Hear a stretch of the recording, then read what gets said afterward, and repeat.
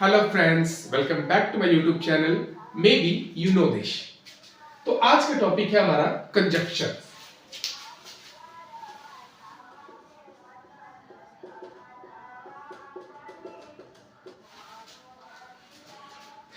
तो friends, conjunctions ऐसे words जो दो वर्ड्स को या दो क्लाउज को या दो फ्रेज को या सेंटेंस को ये आपस में जोड़ता है, कनेक्ट करता है।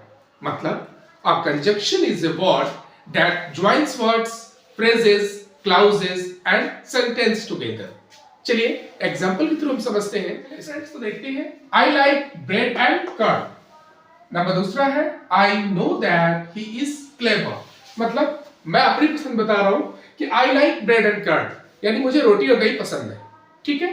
दूसरा देखते हैं I know that he is clever, यानी मैं जानता हूं कि वह चालाक है। चलिए अब इसमें देखते हैं I like bread and curd। इसमें देखिए दो ये and जो है, ठीक है। नंबर दूसरा देखते हैं I know that he is clever। अब देखिए I know और he is clever, ये देखिए that। ठीक है। तो यही कंजक्शंस है। मैंने पहले ही बताया आपको कि कंजक्शंस जो है ये ऐसे वर्ड्स होते हैं जो दो शब्दों को, दो फ्रेज को, दो क्लाउज को या सेंटेंस को आपस में कनेक्ट करता है। ठीक है। अब आगे चलते हैं। अभी हमने समझ लिया कंजक्शन क्या है या किसे कहते हैं। ठीक है। अब चलते हैं काइंड्स ऑफ कंजक्शन।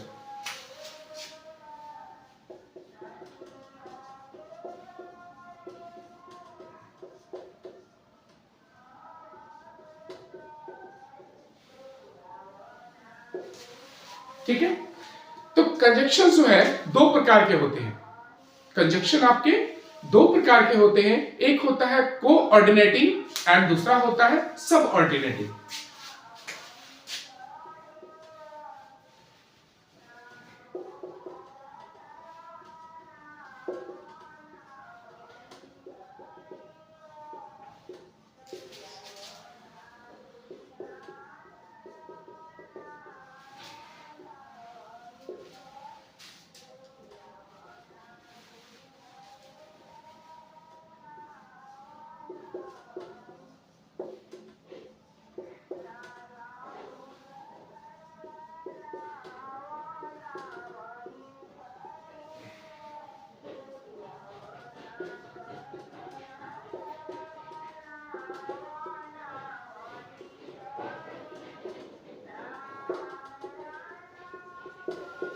चलिए, पहला होता है कोऑर्डिनेटिंग कंजक्शंस और दूसरा सबऑर्डिनेटिंग कंजक्शंस। तो अब है हम लोग कोऑर्डिनेटिंग से लेकर चलते हैं। कोऑर्डिनेटिंग कंजक्शंस बताने से पहले मैं कुछ एग्जांपल देता हूं ताकि आप चलिए फ्रेंड्स, मैंने पहला लिखा है सेंटेंस कि Ramesh and Sushil are reading, यानी रमेश और सुशील पढ़ रहे हैं। अब देखते हैं यहां पर देखते हैं रमेश एंड सुशील। रमेश भी किसी का नाम है, यानी ये नाउन है और ये भी आपका नाउन है। ठीक है। दूसरा देखते हैं कि you and I R rich, तुम और मैं अमीर है। तो इसमें देखिए यू क्या है आपका प्रोनाउन है, आई क्या है प्रोनाउन है। ठीक है। मैं अभी बात बताऊंगा आपको, अभी देखते चलिए। I like you and your friends. I like you and your friends. अब आई लाइक यू, यू यहां पर देखेंगे प्रोनाउन है, बट फ्रेंड्स जो है ये क्या हो जाएगा आपका नाउन हो जाएगा। ठीक है। चलिए अगला देखते हैं हम लोग कि he is poor but honest. He is poor, poor क्या है आपका एडजेक्टिव है क्योंकि ये विशेषता बता रहा है इसका। ठीक है।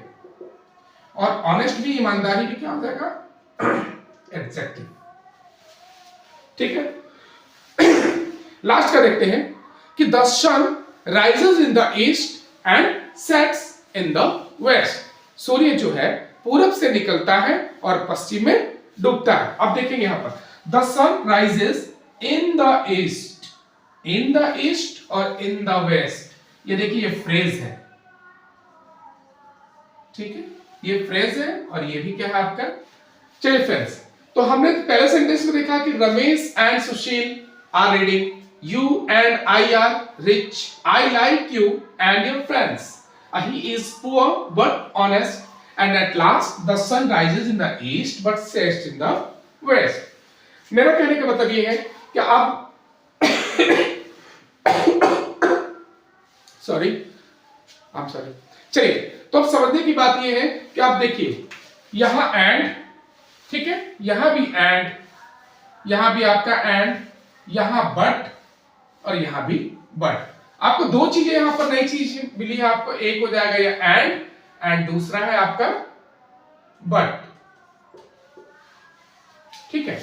अब इस सेंटेंस को जोड़ रहे हैं तो ये एंड बट जो है आपका कोऑर्डिनेटिंग कंजक्शंस हुआ। एंड जो बट है ये ऐसे कंजक्शन है जो दो रैंक वाले वर्ड्स को भी, दो रैंक वाले नाउन है, यहां भी नाउन, दो नाउन को जोड़ रहा है, यहां प्रोनाउन को देख रहे हैं, यहां एक प्रोनाउन है और एक नाउन को भी जोड़ रहा है, ठीक है। तो ऐसे वर्ड्स जो है एंड और बट ये आपका कोऑर्डिनेटिंग कंजक्शन कहलाता है, ठीक है। चलते हैं अब आगे। तो फ्रेंड्स आई होप कि आप अच्छी तरह समझ गए होंगे कि कोऑर्डिनेटिंग कंजक्शंस किसे कहते हैं।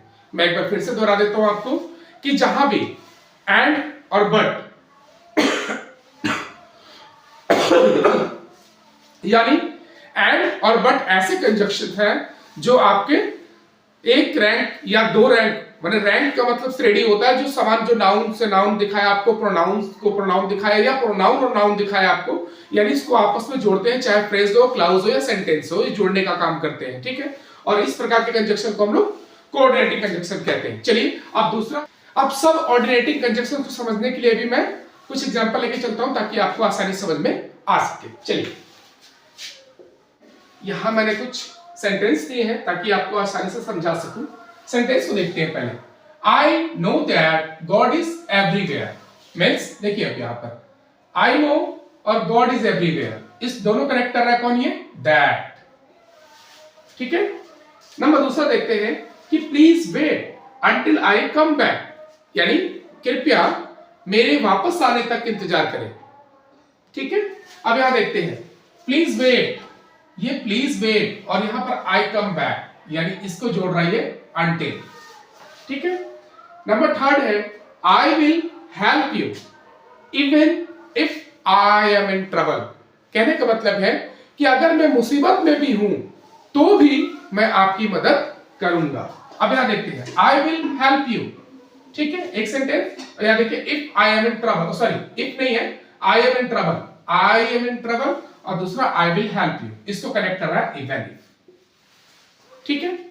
मेरा कहने का मतलब ये था कि हमने अभी कोऑर्डिनेटिंग कंजक्शंस में सिर्फ बट और एंड पढ़ा था, ठीक है। अब इसमें ये देखिए दैट भी, अंटिल भी, आपका इवन इफ भी, लिस्ट भी होगा, एज, व्हेन, ठीक है। चलिए आगे मैं थोड़ा सा फिगर देके समझाता हूं आपको। चलिए फ्रेंड्स, मैंने बताया कि आज के में कि कंजक्शंस दो प्रकार होते हैं, एक होता है कोऑर्डिनेटिंग कंजक्शंस और एक होता है सब ऑर्डिनेटिंग कंजक्शन।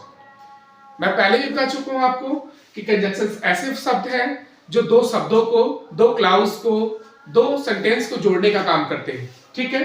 तो कोऑर्डिनेटिंग कंजक्शंस में एंड और बट जो आपको पहले बताया हूं मैं, ठीक है। लेकिन सब ऑर्डिनेटिंग कंजक्शंस में that, since, list, until, even if, as, when, etc. ठीक है। इतने जब हो तो समझ जाइए कि वो कौन सा सब ऑर्डिनेटिंग कंजक्शन है और कौन सा कोऑर्डिनेटिंग।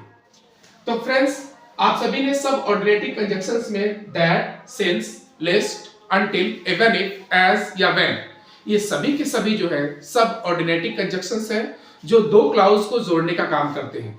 और ये हमेशा प्रिंसिपल क्लाउजेस को और सब ऑर्डिनेटिंग क्लाउजेस को, यानी जिसको हम लोग डिपेंडेंट क्लाउजेस भी कहते हैं, उन सबको जोड़ने का काम करते हैं। चलिए इसमें एक चीज है प्रिंसिपल क्लाउज, जरा ध्यान देने की है कि प्रिंसिपल क्लाउज जो वह क्लाउज है जो कंप्लीट मीनिंग दे, यानी वह अपने अर्थ के लिए किसी दूसरे क्लाउज पर निर्भर नहीं रहता, इसलिए उसको इंडिपेंडेंट क्लाउजेस भी हम लोग कहते हैं। तो फ्रेंड्स अभी हमने कोऑर्डिनेटिंग कंजक्शंस और सब ऑर्डिनेटिंग कंजक्शन समझ लिया। इसमें एक ध्यान देने योग्य बात है कि इसमें एक होता है प्रिंसिपल क्लाउज। प्रिंसिपल क्लाउज क्या है? तो प्रिंसिपल क्लाउज वह क्लाउज है जो अपने अर्थ के लिए किसी दूसरे क्लाउज पर निर्भर नहीं रहता, वह अपने आप पे ही निर्भर रहता है, वो किसी दूसरे क्लाउज पर निर्भर नहीं रहता, इसलिए उसको प्रिंसिपल क्लाउज या हम उसको इंडिपेंडेंट क्लाउजेस भी कहते हैं। तो चलिए फ्रेंड्स, कल फिर मिलते हैं एक नए टॉपिक के साथ और आप मुझे कमेंट करके बताइए कि मेरी वीडियो आपको कैसी लगी।